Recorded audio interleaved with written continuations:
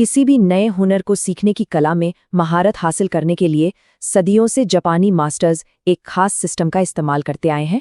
आज हम शुहारी के इसी शक्तिशाली रहस्य को उजागर करेंगे। कभी ऐसा लगा है कि कोई नई चीज़ सीखते हुए, जैसे गिटार बजाना हो, कोई नई भाषा हो या कोडिंग, प्रोग्रेस बहुत ही धीमी हो रही है? ये एक आम समस्या है, पर इसकी एक बहुत ही दिलचस्प वजह है। पता है असल में दिक्कत क्या है? हम में से ज्यादातर लोग सीखने का तरीका ही उल्टा अपनाते हैं। हम पहले दिन से ही क्रिएटिव और ओरिजिनल बनना चाहते हैं और इसी चक्कर में सबसे जरूरी कदम ही छोड़ देते हैं।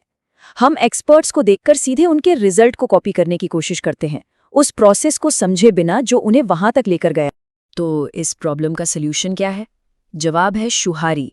ये सीखने का एक आसान लेकिन बहुत ही पावरफुल तरीका है, जिसे तलवारबाजों से लेके कैलीग्राफी आर्टिस्ट तक सभी ने इस्तेमाल किया है। चलिए इसे जरा और करीब से देखते हैं। शुहारी का पूरा सफर 3 स्टेजेस में बटा हुआ है। शु यानी नियमों को फॉलो करो, हा यानी नियमों को तोड़ो, और री यानी नियमों से भी आगे निकलकर अपना रास्ता बनाओ। आइए एक एक करके इन्हें समझते हैं। तो चलिए सफर के पहले और सबसे जरूरी पड़ाव से शुरू करते हैं, शु। सच कहूं तो असली महारत की पूरी नींव यहीं रखी जाती है। शु का सीधा सा मतलब है नियमों का पूरी तरह से पालन करना।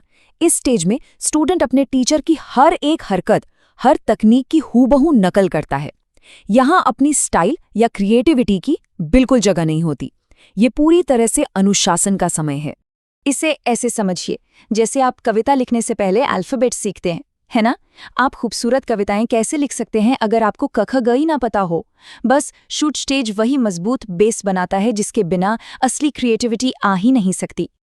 आजकल का जो हमारा एजुकेशन सिस्टम है ना, वो अक्सर स्टूडेंट्स को बहुत जल्दी क्रिएटिव होने के लिए कहता है, बिना बेसिक्स सिखाए। लेकिन शुहारी का अप्रोच एकदम अलग है। ये पहले एक सॉलिड फाउंडेशन बनाता है, जिससे बाद में बुरी आदतें बनने का रिस्क बिल्कुल कम हो जाता है। इसका एक बहुत ही बढ़िया उदाहरण है जापानी कैलीग्राफी। वहाँ स्टूडेंट्स महीनों बल्कि सालों तक सिर्फ अपने गुरु के काम को ट्रेस करते हैं, सिर्फ कॉपी करते हैं। इससे होता क्या है? सही तकनीक उनकी मसल मेमोरी का हिस्सा बन जाती है, उनके शरीर और दिमाग में गहराई से बैठ जाती है। तो जब शुरू स्टेज में नींव एकदम पक्की हो जाती है और तकनीकें बिल्कुल नेचुरल लगने लगती हैं, तब आता है अगला स्टेज, हाँ, यानी अब एक्सपेरिमेंट और एडेप्टेशन का दौर शुरू होता है। हाँ का मतलब है नियमों से अलग हटना, लेकिन यहाँ एक बहुत जरूरी बात है। हाँ तभी शुरू हो सकता है जब शु पूरी तरह से कंप्लीट हो चुका हो। सीधी सी बात है, आप नियमों को असरदार ढंग से तभी तोड़ सकते हैं जब आप उन्हें अंदर बाहर से जानते हो। यहाँ कुछ कमाल के उदाहरण हैं कि हाँ स्टेज असल में दिखता कैसा है। सोचिए, एक जैज म्यूजिशियन जो म्यूजिक थ्योरी में मास्टर करने के बाद इम्प्रोवाइज करता है, या एक शेफ जो क्लासिक तकनीकें सीखने के बाद अपनी नई डिश बनाता है, या फिर एक समुराय जो नए दुश्मन के हिसाब से अपनी तकनीक को अडैप्ट करता है। वे नियमों को तोड़ नहीं रहे हैं, वे उन्हें अपनी जरूरत के हिसाब से मोड़ रहे हैं। और अब हम पहुंचते हैं आखिरी स्टेज पर, री। ये महारत का और असली इनोवेशन का शिखर है। री वो स्टेज है जहां स्किल किसी का नेचुरल एक्सप्रेशन बन जाता है। अब नियमों के बारे में सोचना नहीं पड़ता, वे आपके अंदर बस चुके होते हैं। आप अब किसी के सिस्टम को फॉलो नहीं कर रहे, आप खुद सिस्टम बन जाते हैं। री स्टेज का सबसे परफेक्ट उदाहरण कौन हो सकता है? जापान के महानतम तलवारबाज मियामोटो मुसाशी। दशकों की प्रैक्टिस के बाद तलवारबाजी की कला उनके लिए सांस लेने जैसी हो गई थी। उन्होंने अपनी एक यूनिक स्टाइल डेवलप की, नितिन इचिर्यू, जिसमें वो 2 तलवारों का इस्तेमाल करते थे। ये कोई रातों रात आया आइडिया नहीं था।